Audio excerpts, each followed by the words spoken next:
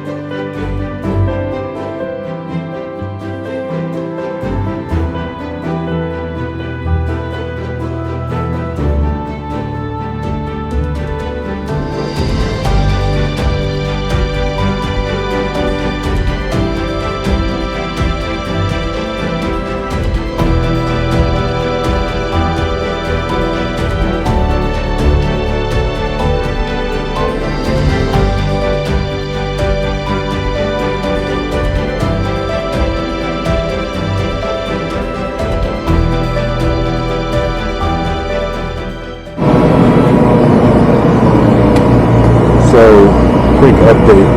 This is the current situation. All the damn campsites were full. So, hey, like I said before, we're gonna make it work. So, Freddy's is pretty cool here in Soldotna. They're fine with campers and hunters and fishermen and, just camping here. I'm sure they'll be a lot happier if you use the facilities and spend a little bit of money here, but they just support the Alaska way of life, so it's perfectly fine. As you can see, there's plenty of campers. There's old Betsy over there. I got the generator going. Sorry guys, but it may not have looked like it, but when I got in last night, it was, may have looked like it was evening, but it was about 1 o'clock in the morning. 4 hours later, I'm back up, about to go meet up with my buddy Joe. We're gonna get on this boat, and hopefully we get him home today.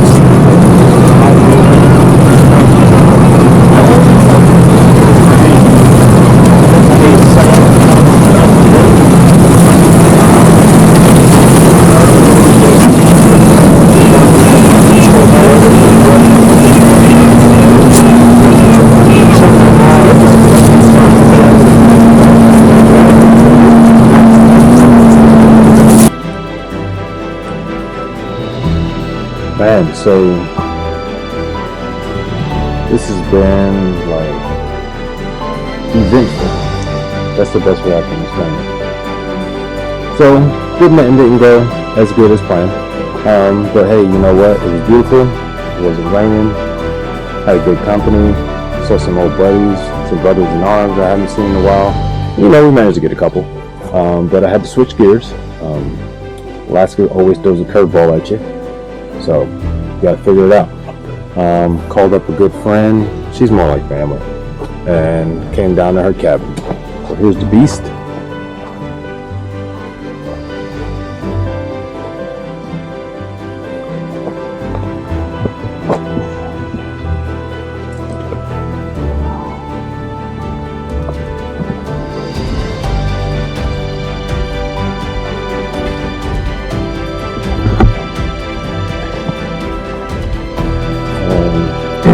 I tell people all the time, I may be a poor man, but I'm rich because of the people that I know, the relationships that I've built, and just people get team around me. So she was so gracious to allow us to come down to her property. As you can see, we're walking right down to the Kenai. After finally getting some rest, because pretty much pulled all nighter driving down here after school. Got up super early in the morning, and you know, Mother Nature just didn't produce as we thought she would, but she's producing now. Came down here, this beautiful property, and getting after it. You guys, I was ready. If like it happened, I'd be like, okay, like I got it. Now like I did it all on my own. Like didn't know it was like that. Ooh, action! Third one already. Live action. I wonder if you have anything. Well, it's hot in the trees, so. Oh my gosh, Ava! Again! Steve! That was a rubbish. How big is Yeah, you want some of these? Anybody gonna...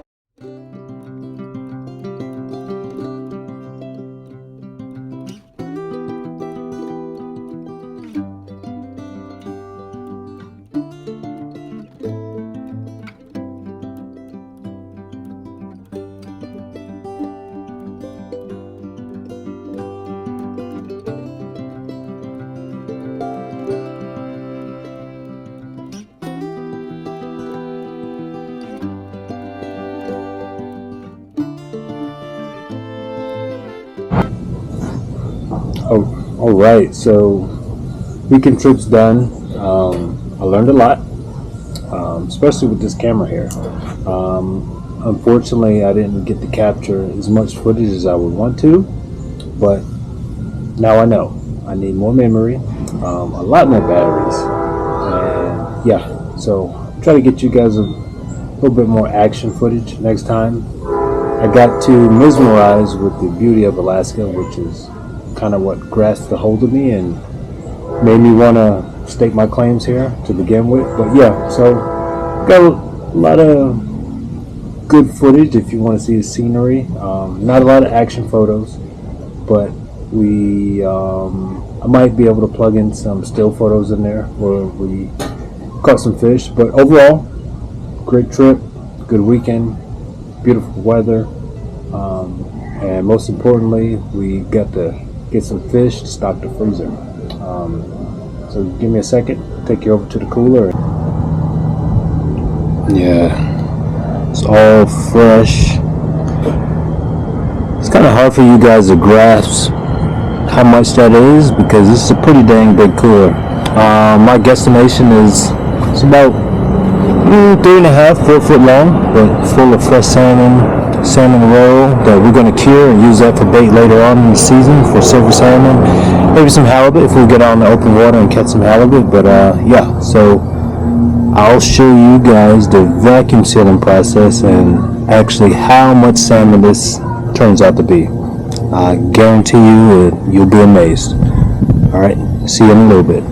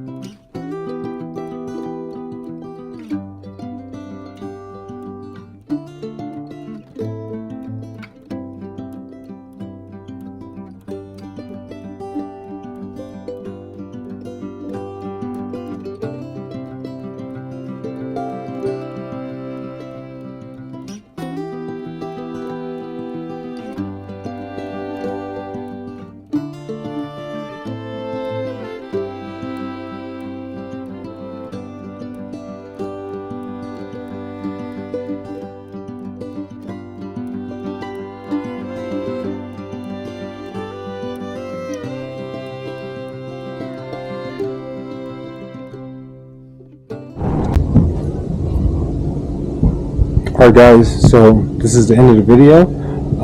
Just want to show you the product of the hard work that we put in. So I kind of broke it up. Filleted some, vacuum sealed it. We're going to have those to eat later on throughout the fall and the winter time. And as tradition, always got to season some up and cook it now. We also have some dry brine, and the water gets sucked out of that. I'll leave that in the fridge overnight, and by tomorrow it'll be good to go. Then I have to leave it out to dry before I smoke it. Some of it I might can, not sure.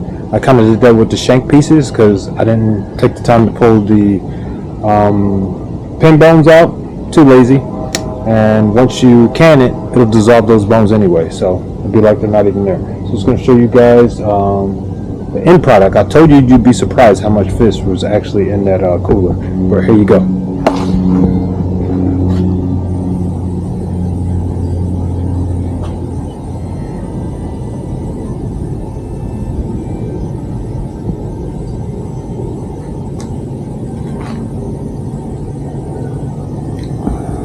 And that's all off of one haul. And I tell people all the time, like, when I make trips, I make them economical. So you make a trip, is it worth it?